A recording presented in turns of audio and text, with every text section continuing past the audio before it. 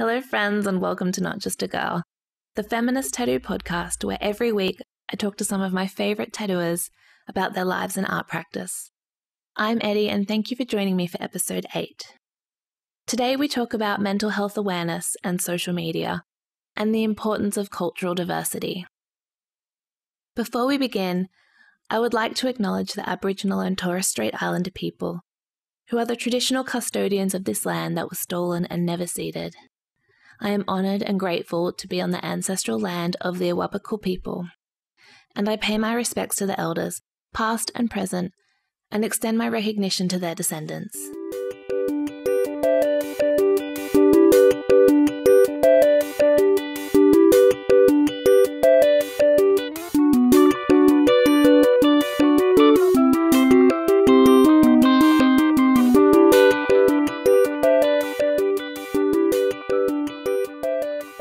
I have the great pleasure of speaking to the wonderful and talented Thao Tran today. Thao works at Anderson Street in Melbourne. Her delicate work takes inspiration from Japanese tattoos, manga and cinema, and she has such a wonderful eye for detail and style. Thank you so much for taking the time to be part of the podcast. I'm so excited to chat to you today. No, thank you for including me in such an empowering community, and yeah, I'm excited. Well, you've been a part of Not Just a Girl anyway, doing our flash days in the past. Yeah, it's been the first flash day that I did, it was such a surreal experience. Just lines out the door, meeting all of these artists that I've always looked up to, and they were just all in one room, and it was just, it was pretty crazy. So well done getting us all together and doing something good for the community. It was like the best day ever.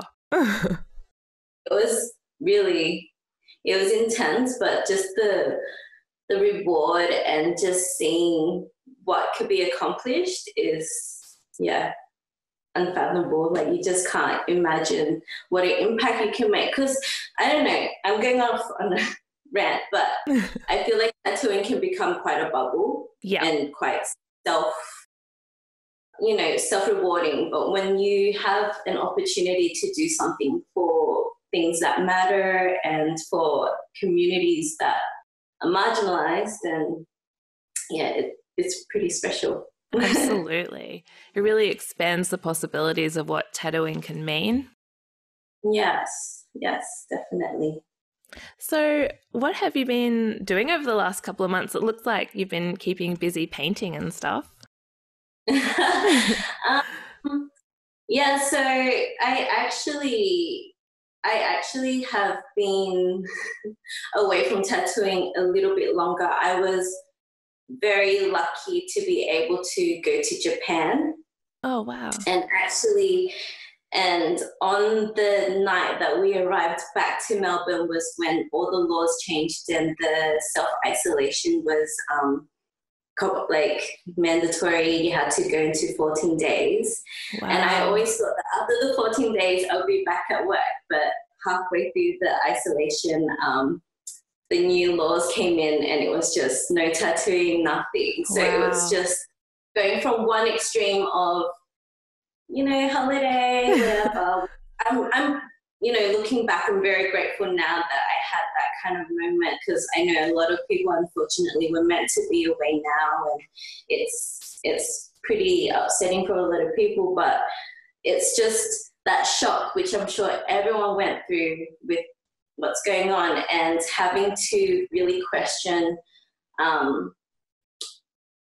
what kind of lifestyle you want to lead.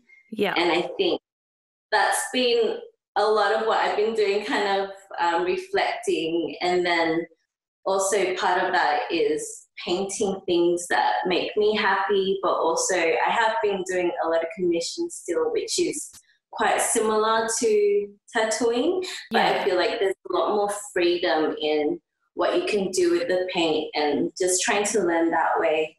And also still trying to balance that whole, do I really want to be just so involved in making art for monetary gain all the time? And, it's a lot. Absolutely.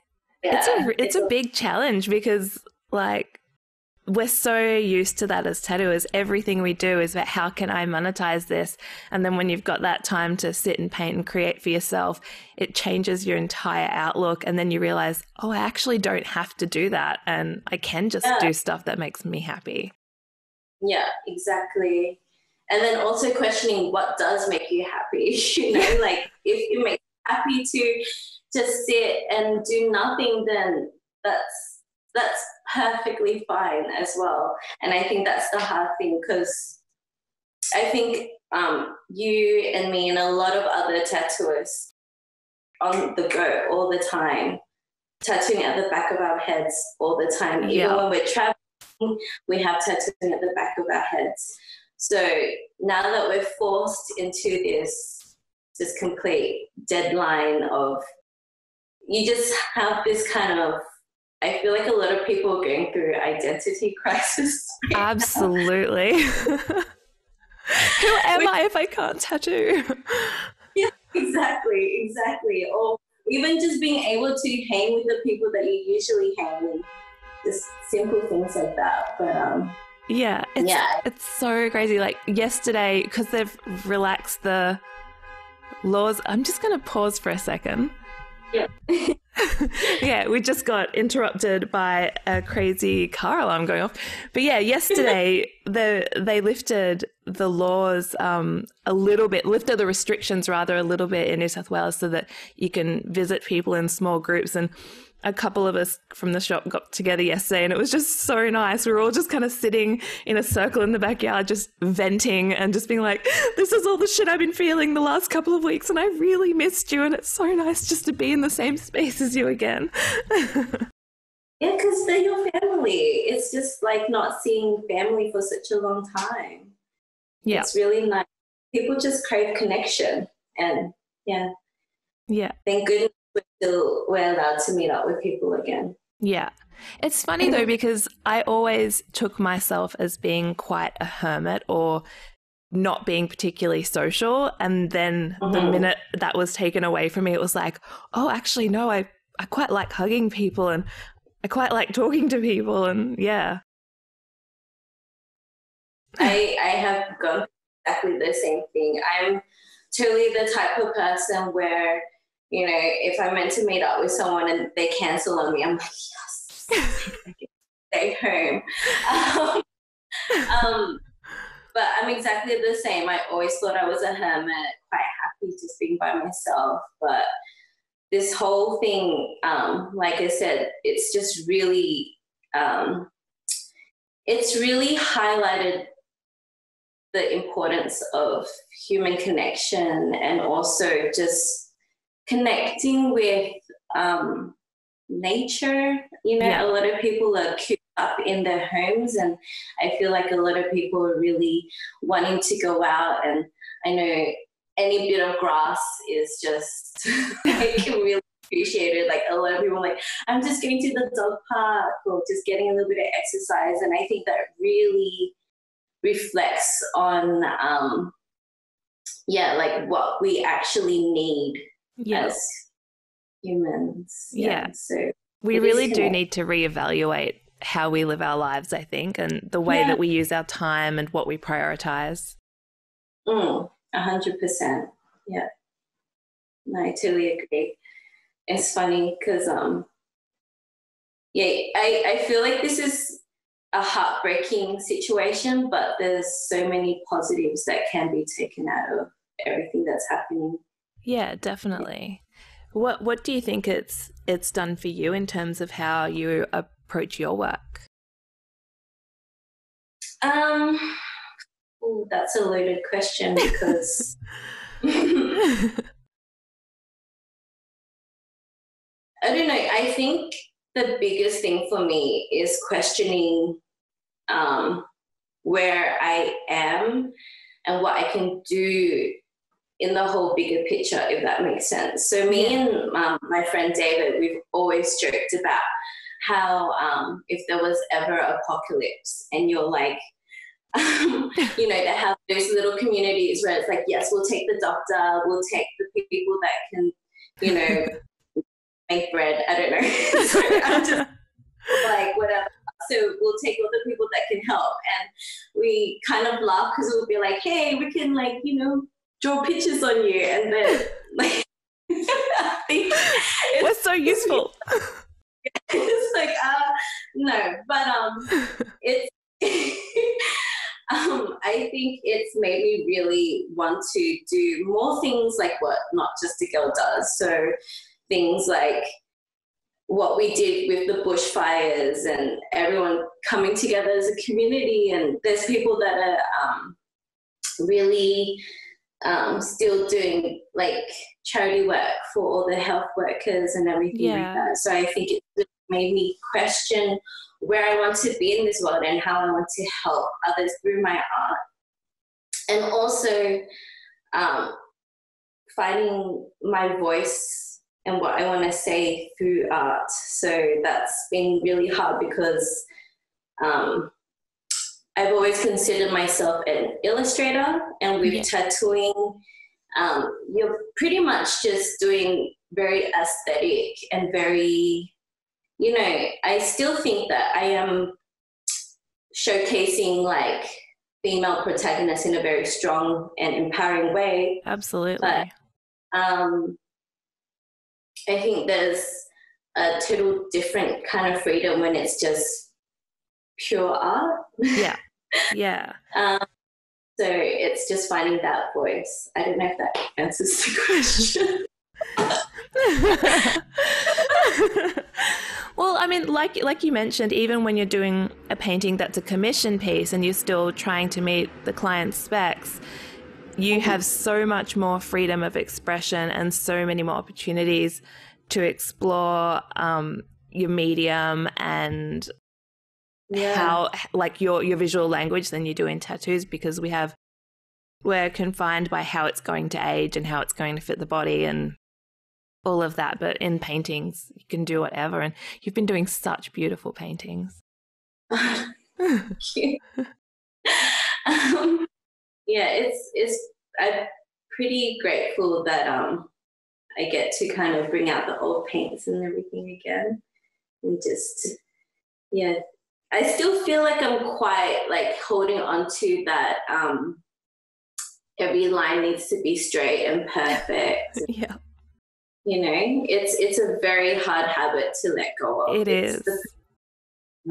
I found myself the other day, I was doing a painting and it was just like some flowers with gouache, and then I was like, oh, no, I can't do that detail there because that won't age well. And then I was like, it's a fucking piece of paper.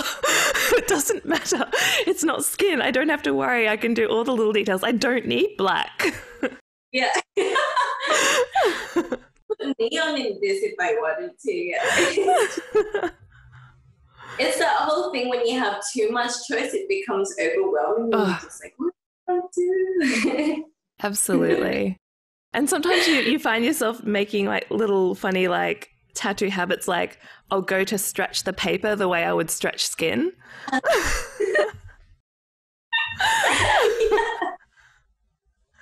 That is oh my god. So it's just being built in us now. Yeah, we just spend our whole lives doing it, and then when we're not doing it, we're thinking about it and planning the next one. And it's I think it's really, really good for us to take a moment to practice other things, and even if it's just as simple as going back and practicing the Loomis method on how to draw a head or a hand, or like using a different medium, it just totally changes our perspective, and I think it makes us better tattooers as well. Yeah, 100%. I think being able to play with art is just, one, it kind of ignites that passion in it again, which Absolutely. I think when art is a job, it becomes so easy for us to get into our heads and go into a block, and you know, it just becomes this whole fight with ego. Yeah. But when we're allowed to play with it again and be loose, it's something really special. And I think that's this is a good time to be doing that. So, absolutely. Yeah. You mentioned ego, and that's that's such a huge thing we as tattooers struggle with, hey, especially when it comes to comparison and looking at other people on social media. Is that something you've struggled with at all? Definitely. And I think everyone in this generation of tattooing have experienced it one way or another. Even if you're hyper aware that it doesn't matter, having something that's in your face all the time, and we are using it nearly every day, whether it it used to be just a portfolio thing and you just put it up. But now you're able to get customers from it, and it is a lot of people's main source of getting customers. And because of that, you're constantly hyper aware of how many likes you're getting, how much engagement, everything like that. And so when that all comes to play, it really is at the back of your mind whether something is going to do well, or, you know, or you'll like look up other people's work and you just be like, oh my God, their stuff is like so much better, or I wish I could do that. And I think it's so natural, you know, it's not something that anyone really intends to do. Yeah. I think. And that's even going, you know, that's even for people that are just starting out. And I've noticed a lot of apprentices are starting out and they get a really huge following, and then, you know, it's a lot of validation and everything like that. And on the opposite end, it's people that have been doing it for years and years and years, and they have like absolutely no following. But I'm pretty sure it affects everyone. Yeah. And I'm totally rambling right now. No, you're not at all. But I think the whole ego thing it's good in a way, because back then it used to just be you're in a bubble of, you could do something, you'd be like, this is fucking fantastic. Like, it's the best ever. I haven't seen anything. I'm revolutionary. Yeah, exactly. But now we have that whole comparison thing, and we have that whole validation thing. And I think it's just being able to filter out what you want to take from social media. So I think it's important to see where you want to aim for, and what other people are doing. And, you know, building that community is fantastic. But I also think it's really important to really look at your own work and see how you feel about it. And, you know, with art in general, you're always wanting to be better. So even if you get, you know, 10,000 likes on something, or you get 300 likes or like 10 likes on something, like it's just, it doesn't matter. I think what matters most is how you want to interpret the work and how you want to grow from it. And I think it's always important to always be kind to yourself, but also be analytical. And it's just that balance, because I think with social media, for me personally, it has led me to become overcritical, which feeds back into that whole artist block and feeling too much pressure, and then just not even wanting to create anything anymore.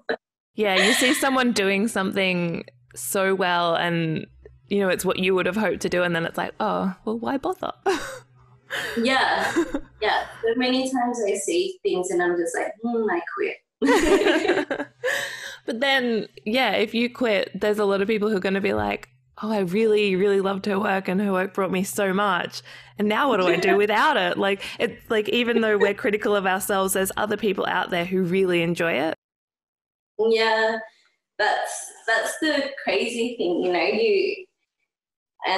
going back to social media, a lot of people have found that you might not like something, it might not be your favorite thing, but once you put it up there, it's suddenly like the biggest, like the most It's such a weird thing. So it's just so subjective. Yeah.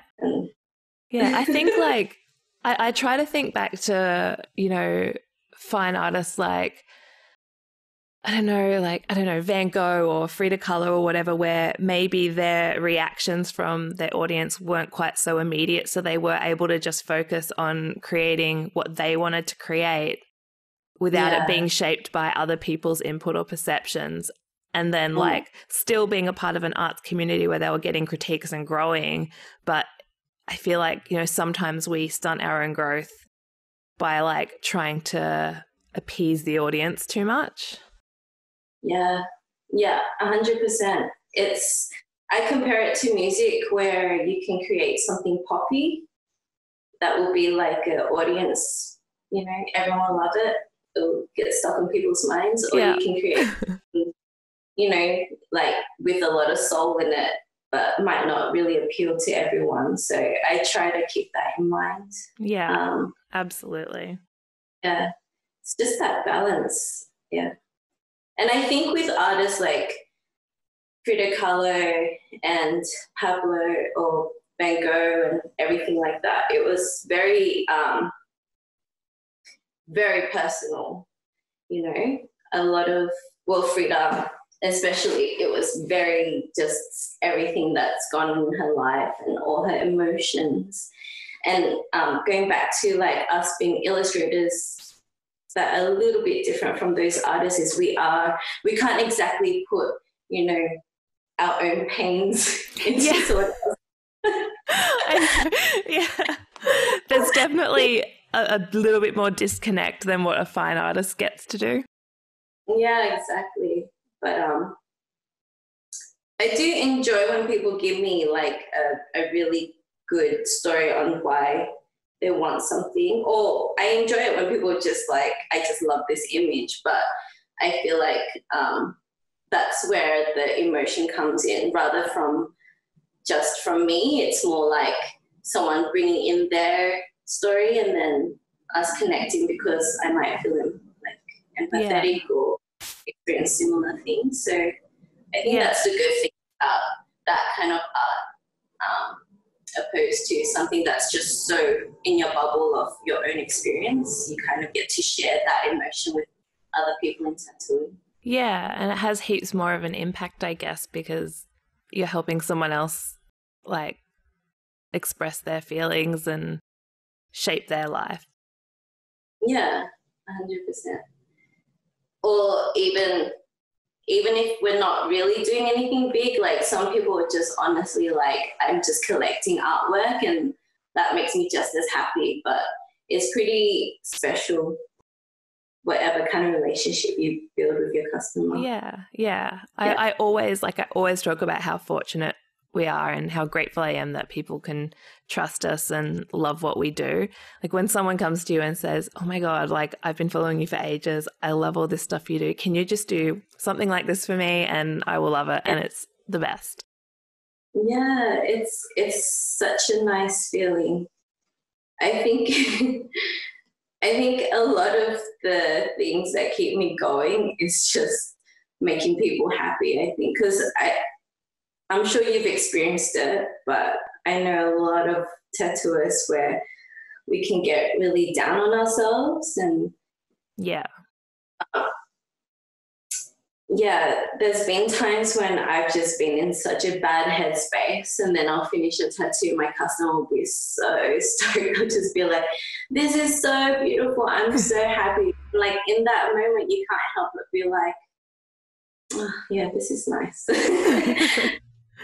What am I even upset about? Like this person is just so happy and, you know, I've made them happy. So like, how can it be that bad? Yeah. I feel like a lot of tattooers I know do struggle with that like inner voice and with mental health stuff. And it can be so hard to find a balance and to stay positive. Yeah, it really can be. But I think a lot of the reasons why we, I don't know, I think a lot of tattooers struggle with mental health And it kind of makes us very empathetic and sensitive people, which is such a huge factor in being able to be sensitive and empathetic to our customers, you know? Yeah. Because we're not just doing art on a piece of paper. We're like very much so working with other people's energies and everything like that. And people will come in and, you know, share their stories about mental health and what they're going through. And I think a lot of artists and a lot of tattoo artists are able to understand that. And, you know, I think it's quite a beautiful thing, and it can be quite a positive thing, but also definitely mental health, like that inner voice can be quite detrimental. So it's about building that community and being able to share your experience and, you know, see how other people have dealt with it. And I think it's yeah. And like you've mentioned to me before that like mental health awareness and human rights are really important for you in particular, and like have played a big role in your life. Yeah. So with human rights, I shared this story with a lot of first generation Aussies, but my mum and dad were actually asylum seekers, and I go like that because I was going to say boat people, but that's really derogatory. But so for me, my life has been greatly improved by having this opportunity to even just the whole concept of being a tattooist is crazy, because I definitely would not have had that opportunity if I had stayed in a country where I really had to struggle to just to survive, you know? So this freedom to express is quite important. And my mum and dad have been through so much to get me to this point. And I was actually born in a refugee camp, and my mum brought me over here when I was 3 months old. So I have no really huge recollection of it, but seeing how my mum and dad are and everything like that has really made me,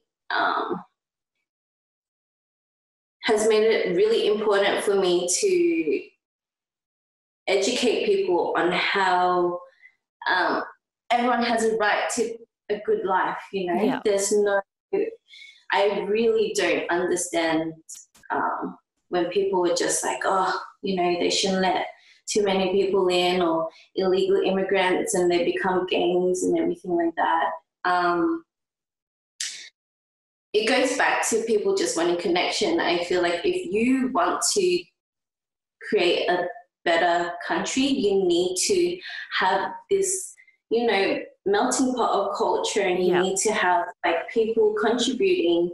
And I think so much of what makes Australia great is this, you know, tapestry of so many cultures and so many things that make it such a beautiful place to be. And it is a great place of opportunity, and I think it's so important to extend that welcome to everyone, because 100%. And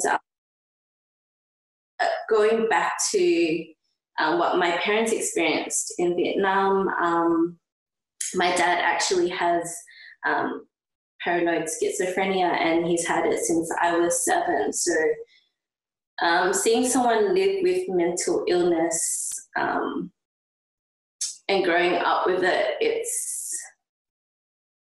it's very hard. And I think people need to be more aware of how to include people that are living with mental illness. And I know there's like so much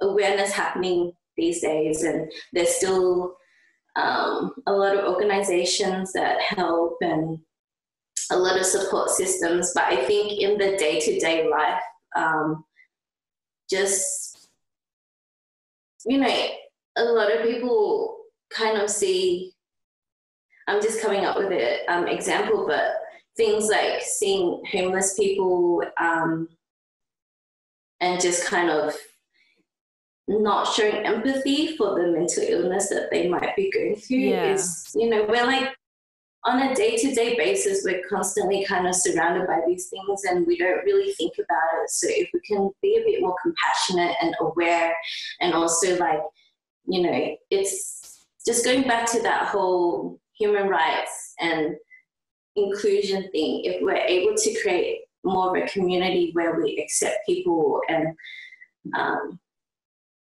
you know, I feel like it would just solve a lot of problems. It really would. And we do have so much potential in this country for diversity and compassion, and so many beautiful people here. But at the same time, we have a long-standing history of like racism and a lack of support for people with mental illness, and a lack of willingness to like adjust our language and behaviors to be more inclusive. Yeah. It's a slow burn, but I definitely think a lot of people are learning. Yeah. And I choose to believe that it's from just a lack of awareness or education or just fear. And I think the way to combat that is just to show through kindness and gentleness that there's a totally different way of thinking that doesn't involve fear, and it can be such a brighter solution to that, like holding on to just really old habits of thought and that just don't do any good for anyone. Yeah. And a lot of people don't seem to understand that, like, the things that they enjoy most in their life come from people of other cultures or come from people with mental health issues, you know, being art and music and tattoos and stuff. Like, people like have such an innate need to include art in their lives, but then they don't even consider the people behind that art and how their attitudes might have prevented that art from even being a part of their lives. Yeah, it's I think that's the sad thing, because people want to reap the benefits, but they don't take the time to appreciate. But I think I don't know, there was this one story of this Vietnamese restaurant owner in America, and he was just saying how when he first came, no one accepted him, but he started to, he opened up this restaurant and he started to make food, and the way that he would like bring people in and make friends and like make people feel okay with like having this newcomer in was like through his food and sharing that kind of part of the culture. And I think if we're able to like have all these beautiful things like art and culture and things taken from this diversity and associate it with like, you know, just not separating the two, like from multiculturalism and culture. Like, I think it should be hand in hand. And I think that's, you know, that's the problem. A lot of people just kind of enjoy, you know, a lot of people enjoy yoga and they have no association with it, with where it's from. Like, it's, you know, it's that's the danger in it. I think it's such a, like you said, a lot of the things that are amazing that we get to experience, like art, music and everything like that, is just taken from this, like, we're just so lucky. And what's happening is a dissociation. Yeah. So it's important definitely to bring it hand in hand. Yeah. Yeah. If that makes sense. It does, yeah. I think you communicate that in your work a bit as well. Like you always present these beautiful, like strong Asian women in your art that I think they go against some of these like preconceived notions that some Western countries tend to have, where they, what's the word, infantilize? Like, I don't know, like Asian women are like seen as this cute little thing, but then you're like, no, she's a warrior. Yeah, she will cut.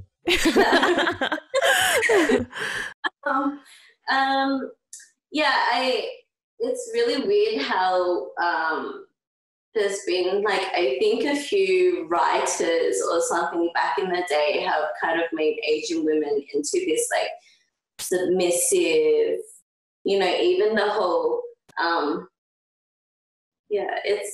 it's quite interesting how that all came about. But I grew up watching, you know, these movies that my mum would get, and they're like horribly dubbed, like the Chinese movies, and they're horribly dubbed into Vietnamese, and they were always really crazy strong females. And I think a lot of that is what influences my work on like a, you know, on just an aesthetic thing. But I think I am very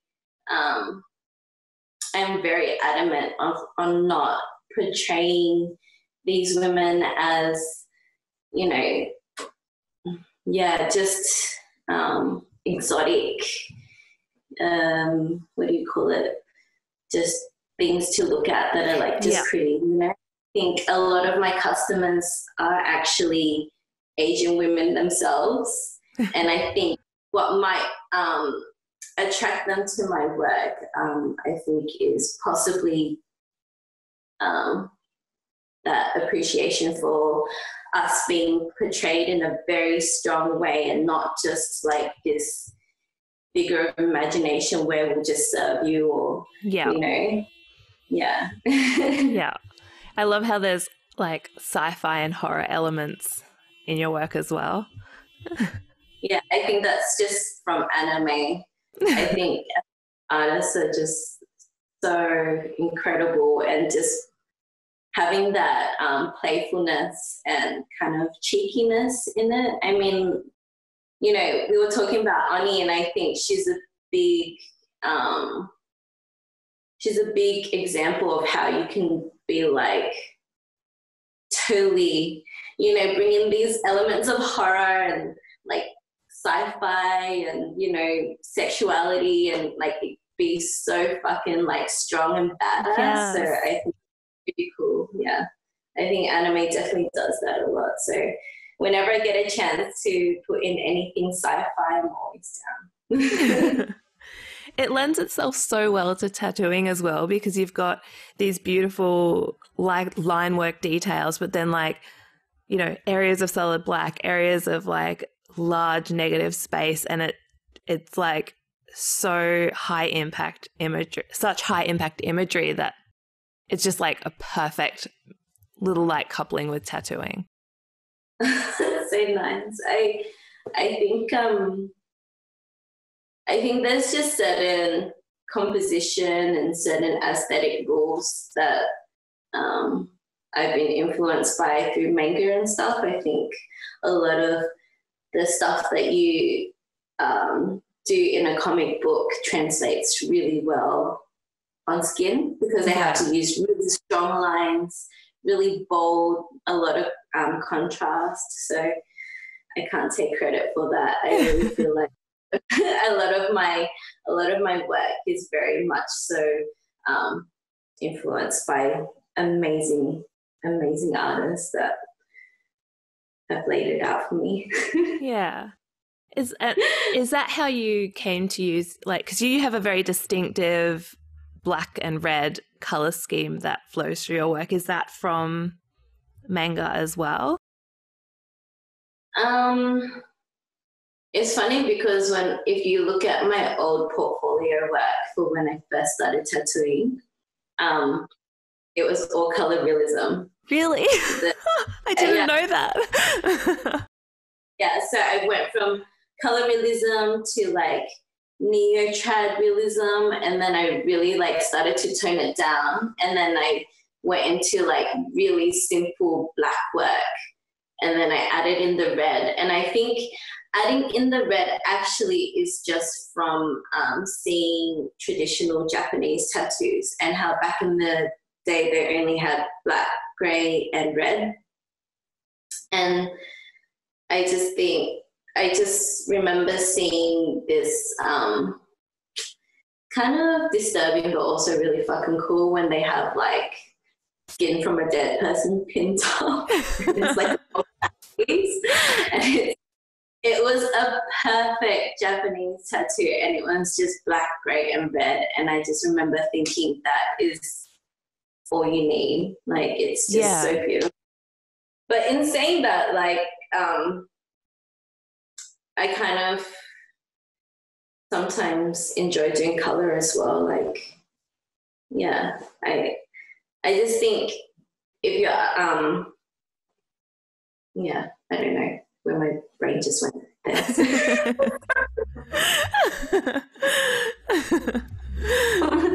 Yeah, but it does just come from, like traditional Japanese tattoos. Yeah.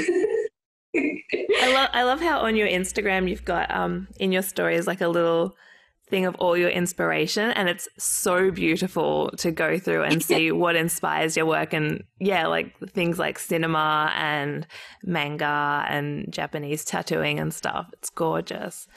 Do you put that there to like kind of, you know, show your intent so that you kind of hopefully attract that back? Yeah, I definitely think so. I think one, it's paying homage to the people that have just created something so beautiful that I'm just only touching upon. Do you know what I mean? I think it's a big thing to give credit where credit's due. Absolutely. Another thing, yeah, like it is to attract, you know, a lot of people will be like, oh my God, I love that movie. I would love that kind of, you know, a tattoo that's influenced by that. And that brings me so much joy. And a lot of my customers, you know, we just like geek out on the same manga or anything like that, which is always fun. So yeah, a huge part of that is attracting that kind of same thought. But I think also it's, you know, I think it's so important to share these things because it's just good to keep on inspiring people, and it's good to, you know, a lot of people are like, oh, you know, I love your work because of this and this, and then I'll be able to be like, oh, if you like that, you should read this manga or you should watch this movie, and, you know, go from there. Because I think it's such a cool thing to have that curiosity and be able to, yeah, it's good fun. Yeah. Well, some of the images you've posted, like I've never seen before, and they're so beautiful. And it's like, oh my God, I need to find more of that. I love that aesthetic. Like, what is going on here? Yeah, I think we can all benefit from it, you know, like whatever you want to take from these movies or anything like that. It's really cool. It's also just like a refreshing way to kind of be creative, I guess. I think when you're constantly just looking at tattoos, you can end up, how do I word this? You can end up just going around in circles. Yeah.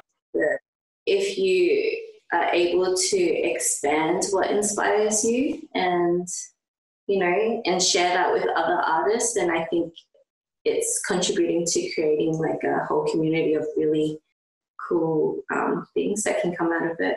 Absolutely. Yeah, when we only look at tattoos, we really like limit the pool of inspiration, and then I think tattooing ends up getting watered down into like and just becoming quite mediocre. And it's the people who are doing like, you know, really revolutionary stuff who are not even looking at tattoos. They're just like creating something completely separate they're taking inspiration from, you know, the natural world or from street art or whatever the source. And then they're just kind of inventing their own way of translating that into tattooing. And that's what brings more interest and diversifies what we do. Yeah, I think it's definitely pushing the industry forward. And that's not to say, like, you know, I highly appreciate traditional tattooing. I think it is like so pure. Yeah. But it is also amazing to always, like, once in a while you stumble across something and you just like, you're so unique, you're so like free in your expression, and you can tell that they've just been influenced by something completely separate to tattooing, and I think that's really special too. Yeah, absolutely. I think it's so nice though that, you know, and you can see it in your work that there's a really strong respect for traditions and a love of those traditions, but also like a real hunger and desire to move forward and to try new things. And you've got like this really beautiful combination of like traditional and modern. I don't know. Yeah, I'm starting to like go into that mode where you're like, nah, shit. No, don't do that. Take a compliment. Thank you. No voice. I think we're socialized a little bit to do that, to be like, no, you have to be humble. You have to say, no, I'm shit. And that's the only way to respond to a compliment. So I'm going to correct. Thank you. I think I really would like to I think I really would like to bring in a bit more tradition in. I feel like as much as I love crazy modern things and everything like that, I'm really starting to appreciate in my later years of tattooing how something might heal better. Yeah. And when I say traditional, I'm not saying like, you know, things without bold lines are going to be like, you know, bad. I've seen crazy watercolor type stuff that just heals perfect and it looks amazing years after. I just mean traditional in the way where certain principles are really important, like how it sits on the body and stuff like that. Like I have a friend who is always showing me bodysuits and things that are, you know, designed to sit on the body, like specific body part or anything like that. And I think I kind of want to bring that back in. So I hope to marriage the two a bit more, the modern and the traditional. Yeah, I feel like that's a really natural progression. Like as we, you know, go along in the years and start to see stuff coming back and how it's aging over the long term, then we can start to appreciate those traditions a bit more and why they were put in place in the beginning and how we can utilize them. I've definitely like started making my own work a lot larger and putting more space in between the lines and kind of really putting my foot down with, you know, size and placement and all of that. That's such a hard thing, isn't it? Because people, they have this image in their head and, you know, it's nerve-wracking for people to come in and you're like, this is how big it's going to be. Yeah, I get butterflies going to customers and saying it needs to be twice the size. Please don't hate me. It's, you know, because we're just people pleasers. We want to do something beautiful for you. But I think at the end of the day, if you want to do that, it's that kind of thing where you're like, no, this is actually what's going to be better for you and it's going to be a better tattoo. And I think it's just presenting it in a way where you're just like, please trust me. I just want the best I do not care about, it's not about my own thing. I actually just want you to have a clear, well-healing tattoo. So please let me make this bigger. It's so weird as well. Like every now and then I'll have a customer who'll come in and I'll draw it up and I'll print it out and be like, oh, are you happy with this size? And they're like, oh, no, I wanted it twice the size of that. And I'm just like, what? Really? Oh my God. Are you sure? Christmas, you're just like, oh, okay. That is red, but I am down. It's almost like you're ready for that fight of like, no, let's make it bigger, and then they're like double the size. Yeah. It's a unicorn customized. Yeah. That's awesome. But I think like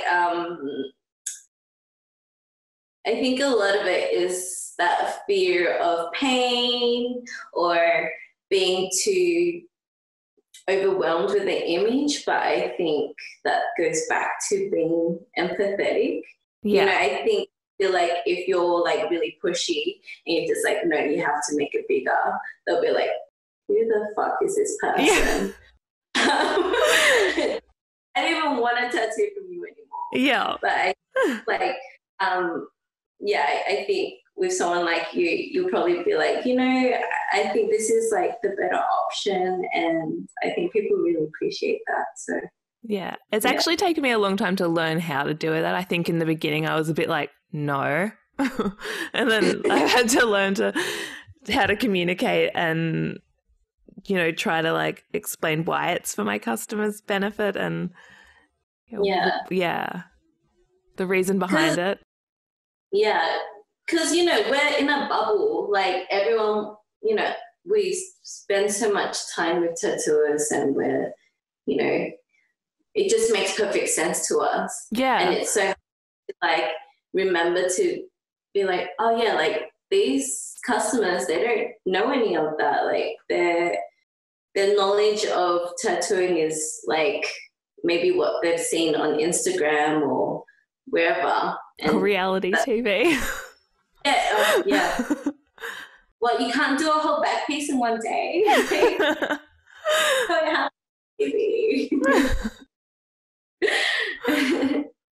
Yeah, so I think it's hard to remember that sometimes. So yeah, it's just one of those things you got to learn with dealing with people and explaining things.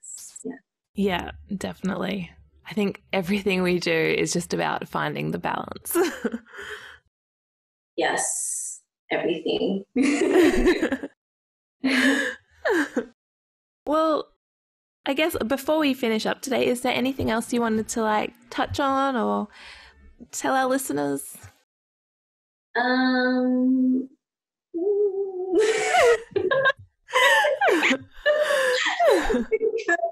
I've talked everyone's ears off enough, so. I'm sure they're going to love it and appreciate it. I've had a really good time, so no, I really appreciate this chance to have a voice and hopefully, I don't know what people will get out of this, but I think as a whole, the Not Just a Girl community is doing great things, so it's really good. Yeah. Well, thank you so much for sharing your story, though, especially about your parents. I feel like a lot of people will really be able to relate to that and, maybe feel like they're not alone just from hearing your story. Yeah. And that's the thing with mental illness or anything, a lot of people feel like quite isolated or alone in their experience. And I think being able to create awareness in your creation, as we've touched upon, and having that feeling of you're not alone in this is quite important. So I hope that's something people can get out of this. I think they will, definitely. Well, to our listeners, thank you so much for tuning in. And if you'd like to watch the footage of our chat, it'll be on our YouTube channel. You'll also be able to see regular updates and get more information from our blog and from our Instagram, notjustagirl_tattoo. So please subscribe, like, follow, head over to Thao's Instagram and like and follow and leave lovely comments. I hope you all enjoyed the little chat, and I hope you have a wonderful day and try to take a moment to indulge in some art and broaden your horizons. Thank you so much. Thank you.